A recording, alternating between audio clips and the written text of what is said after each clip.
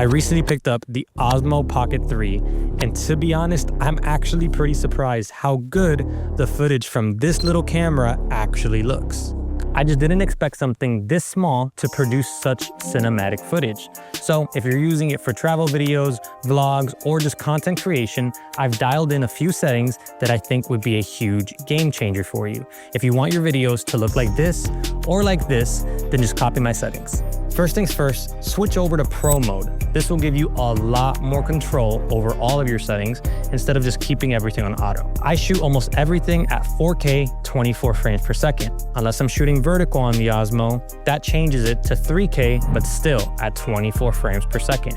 The only time that I'd move into something like 60 frames per second is if I was shooting sports or somebody running or just something I know that I want to slow down later. Other than that, keep it at 24 frames per second. That just gives you that smooth cinematic look. For my shutter speed, I like to keep it at 1/50th. This will make sure that my video still looks smooth while maintaining that natural looking motion blur.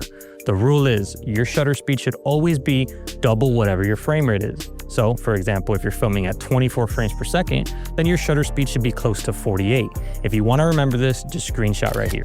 For ISO, I like keeping it around 50 or 400. Whether you're filming inside or outside, the rule of thumb is try to keep your ISO as low as you can while still maintaining a perfectly balanced exposure. This will avoid having any grain in your video. Okay, now this setting is actually really important. I film everything on D-Log-M. Now, at first, your footage will look flat and washed out, but once you color grade it, it'll look like this. Way better, right? Now, if you don't want to color grade, the normal picture profile is still pretty good, but I still suggest learning how to color grade and get the best colors out of the Osmo. For focus, I usually leave it on continuous autofocus. I'm not gonna lie, the autofocus on this camera is pretty insane, and it also has a tracking mode. Okay, last thing is you need to get yourself an ND filter. I know I've spoken about it before, but it will help you make sure that your image isn't too overexposed when you're filming outside on a bright, sunny day. Once your ISO is as low as it can get and you still need your image darker, that is when an ND filter comes into play. I mean, right now I'm shooting this on my A7S III with an ND filter.